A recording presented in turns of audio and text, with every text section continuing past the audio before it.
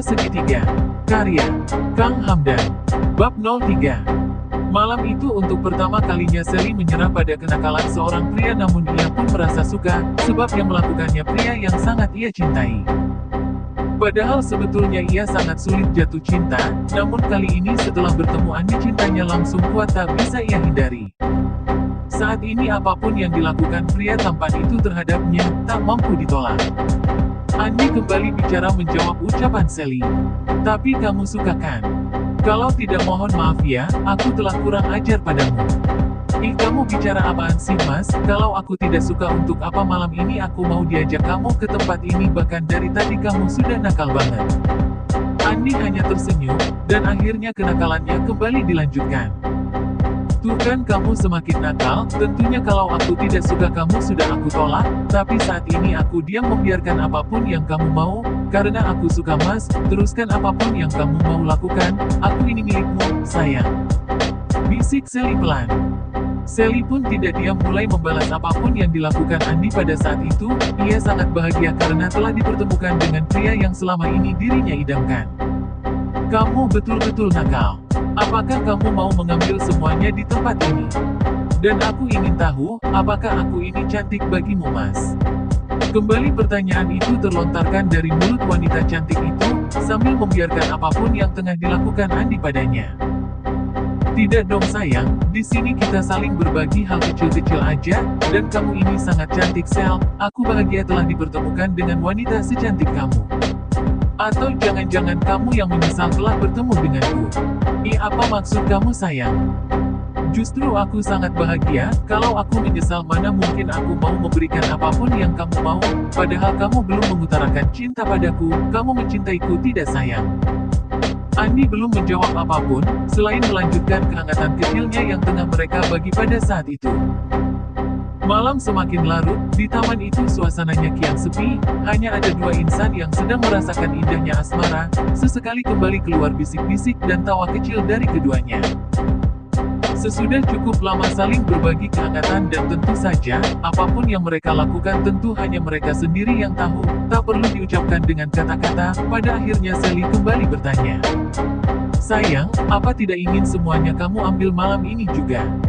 Kembali pertanyaan itu terlontarkan dari mulut wanita cantik itu, sambil menatap wajah pria tampan itu.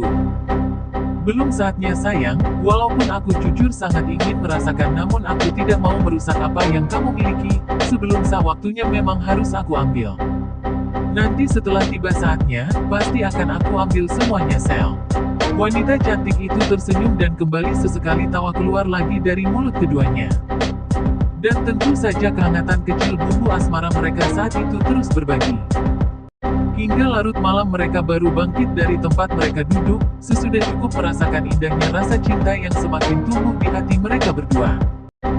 Sesudah cukup saling mengungkapkan rasa sama perlakuan masing-masing, baru mereka berdua berdiri untuk segera pergi dari tempat tersebut, apalagi keduanya sudah mulai merasakan perut mereka keroncongan.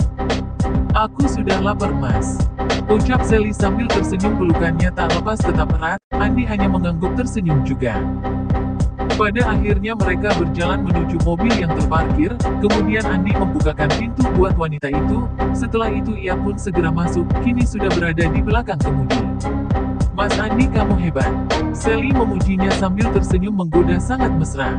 Hebat apanya wong aku belum ngapa-ngapain kamu, apa yang hebat? Andi sengaja menggoda. Mendengar ucapan pria tampan itu Sally langsung cemberut. Terus tadi ngapain kan telah membuat aku tahu bagaimana indahnya asmara yang baru aku rasakan pertama kali bersama kamu, kok kamu bilang belum ngapa-ngapain? Tatapan wanita cantik itu cukup tajam menatapnya yang lagi fokus mengendalikan mobil. Kan aku belum naik ke puncaknya, baru separuh mendaki sayang. Canda Andi. Baru separuh mendaki bagaimana sayang, kok begitu sih bicaranya? Jangan-jangan kamu hanya ingin mempermainkanku ya? Tanyanya penuh rasa takut. Aku belum naik ke puncak Bogornya dong sayang, hahaha. Andi kembali mencandai Sally, disambung tertawa terbahak-bahak. Ah kamu ini gak lucu, sahut Sally tapi tertawa juga.